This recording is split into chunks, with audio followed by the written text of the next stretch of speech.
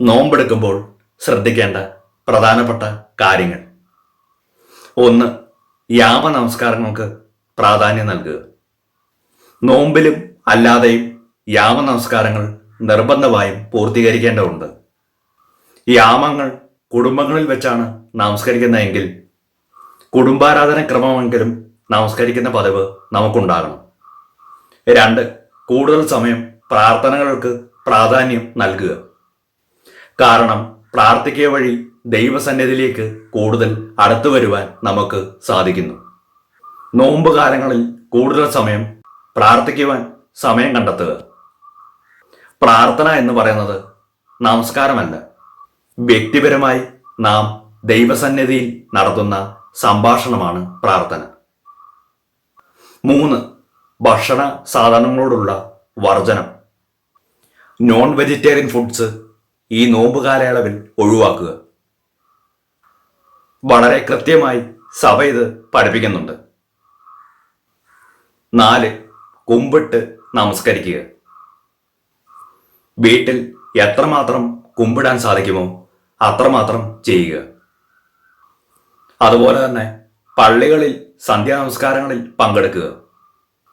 40 കുമ്പിടുന്നത് ഏറ്റവും ഉചിതമാണ്. ഈ ഒരു പ്രവൃത്തികൾക്ക് വേണ്ടി ഒരുങ്ങുന്ന ഒരു പാരമ്പര്യം നമുക്കുണ്ടാകണം. യാമ പ്രാർത്ഥനകൾ അങ്ങനെ തയ്യാറുള്ളതാകണം. കുമ്പിട്ട് നമസ്കരിക്കുന്ന പാരമ്പര്യത്തിലേക്ക് വരാൻ നമുക്ക് ഇടയാകണം. ഇവിടെയാണ് നമ്മുടെ ജീവിതത്തെ കൂടുതൽ വിശദീകരിക്കുന്നത്. 5, നാവ്, കണ്ണ്, ചെവി തുടങ്ങിയവയെ നിയന്ത്രിക്കുക.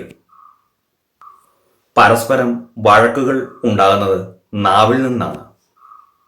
നാവ് കൊണ്ട് ആരെയും കുറ്റപ്പെടുത്തുകയോ നുണ പറയുകയോ തുടങ്ങി നാവ് കൊണ്ട് നാം ചെയ്യുന്ന പാപങ്ങളിൽ നിന്ന് പൂർണ്ണമായും ഒഴിവാകുക. അതുപോലെ കണ്ണുകൊണ്ട് നാം ചെയ്യുന്ന പാപങ്ങൾ.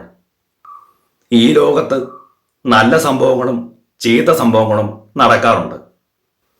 ഉദാഹരണം, മൊബൈൽ ഫോൺ, TV, ലാപ്ടോപ്പ് തുടങ്ങിയവ ഓപ്പൺ ആക്കുമ്പോൾ തന്നെ കാണാൻ കഴിയുന്നത് കൊലപാതകം, പിടിച്ചുപറി, മോഷണം, ഡ്രഗ്സിൻ്റെ ഉപയോഗം, സംഘടനം തുടങ്ങിയവയെക്കുറിച്ചുള്ള ന്യൂസുകളാണ്. ഈ ഒരു തെറ്റ് കാണുന്നതിൽ നിന്ന് കണ്ണിനെ പൂർണ്ണമായും നിയന്ത്രിക്കുക. ചെവി ഉപയോഗിച്ച് നമുക്ക് നല്ലതും കേൾക്കാം, മോശപ്പെട്ടതും കേൾക്കാം. മോശപ്പെട്ടത് അല്ലെങ്കിൽ ചീത്ത കേൾവികളിൽ നിന്ന് നാം പൂർണ്ണമായും അകലം പാലിക്കുക. സാത്താൻ അല്ലെങ്കിൽ പിശാച് ഒരു കാരണവശാലും നമ്മുടെ ജീവിതത്തിൽ പ്രവേശിക്കുവാൻ ഇടവരുത്തരുത്. എങ്ങനെ? മുകളിൽ പറഞ്ഞ കാര്യങ്ങൾ നമ്മുടെ ജീവിതത്തിൽ പ്രാവർത്തികമാക്കുമ്പോൾ. 6, തിരുവചനം കൂടുതൽ വായിക്കുവാനും ധ്യാനിക്കുവാനും നാം സമയം കണ്ടെത്തണം. നമ്മൾ പ്രാർത്ഥിക്കുന്നതിലൂടെ നമുക്ക് ചുറ്റുമുള്ള സമൂഹത്തിനുമാണ് അനുഗ്രഹം വരുന്നത്. 7, ദാനധർമ്മം ചെയ്യുക.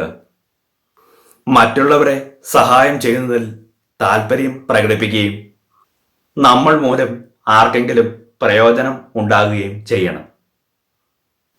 ഈ നോമ്പുകാലം എല്ലാവർക്കും അനുഗ്രഹമായി നോക്കുവാൻ ഇടവരട്ടെ എന്ന് പ്രാർത്ഥിക്കുന്നു.